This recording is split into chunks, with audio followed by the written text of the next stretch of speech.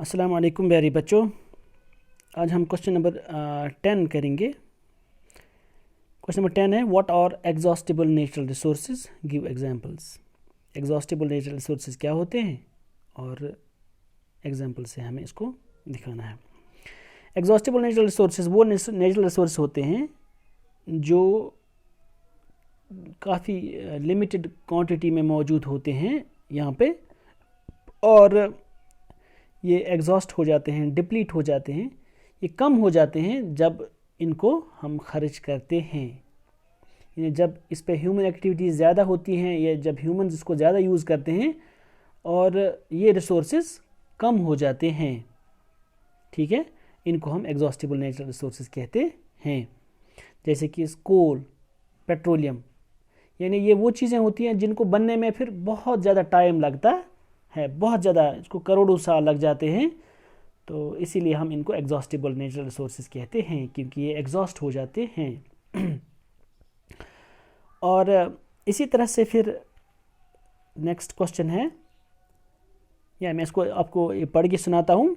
The natural resources which are present in limited quantity and can be exhausted by human activities are called exhaustible natural resources. For example coal, petroleum.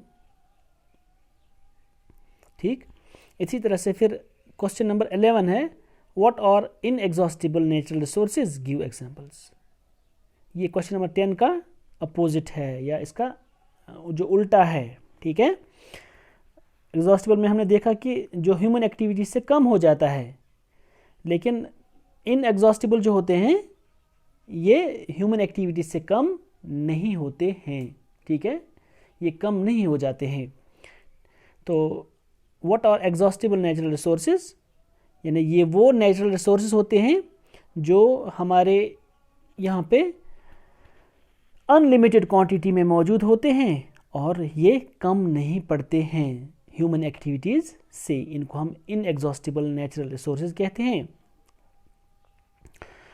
जैसे कि air है ना, water है, sunlight है, तो इनको हम inexhaustible natural resources कहते हैं। है ना, जिस तरह से हम एयर को देखते हैं, एयर नहीं कम पड़ता है, या इसी तरह से वाटर जो है, हालांकि वाटर ये गंदा हो जाता है, कंटेमिनेट हो जाता है, लेकिन ये कम नहीं पड़ता है, क्योंकि वाटर साइकिल के बारे में आपने पढ़ा होगा।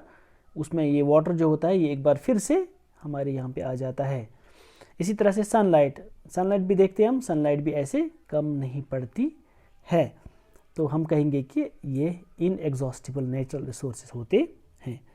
और उसके बाद फिर why is natural gas called a clean fuel. ठीक है, why is natural gas called a clean fuel. Natural gas को हम क्लीन फ्यूल क्यों कहते हैं? क्योंकि हमें पता है मेन इसका ये है कि ये जब हम इसको जलाते हैं ये धुआं नहीं छोड़ता है या पोल्यूशन नहीं करता है, चाहे वो कोई भी pollution, atmospheric pollution, general pollution जिस तरह से हम कहते हैं, इससे पोल्यूशन वाक़ा नहीं होती है। ठीक है, ये इसका मेन काज है। लेकिन अब हम इसको ऐसे भी लिख सकते हैं, natural gas is called a clean fuel because it produces less harmful substances.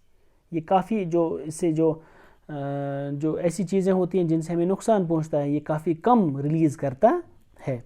इसी तरह से it does not leave any solid residue. जब ये जल जाता है तो इससे कोई सॉलिड रेजिड्यू नहीं पड़ता है। जिस तरह से हम कोई चीज़ जलाते हैं, कोल जलाते हैं या कोई और चीज़ जलाते हैं, पेट्रोलियम, तो वहाँ पे हम देखते हैं कि वहाँ पर डिफरेंट रेजिड्यूज़ बनते हैं। यानी रेजिड्यू वो चीज़ होती है जब हम किसी चीज़ को जलाते हैं या उसका जो लास्ट में जो निकलता है, लास्ट में रहता है, उसको हम रेजिड्यू बोलते हैं।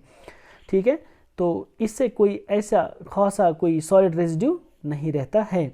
इसी तरह से हम थर्ड इसका ये भी लिख सकते हैं, it does not produce any smoke while burning. जब ये जल रहा होता है तो उस वक्त भी कोई धुआं प्रोड्यूस नहीं करता है ना। तो ये 3 क्वेश्चंस हैं, इनको आप याद कीजिएगा। और इसके बाद जो क्वेश्चन नंबर 13 जो है, what are the use of coal, ये आपने पढ़ा है, तो इसको आप खुद कीजिएगा, आपके लिए होमवर्क है ये। ठीक है, और ये जो इसकी जो मैंने ये जो आंसर्स लिख के रखे हैं, मैं आपको ये व्हाट्सएप ग्रुप पे आपके साथ शेयर करूँगा। तो आज बस इतना ही, आपसे इजाज़त चाहते हैं। अल्लाह हाफ़िज़।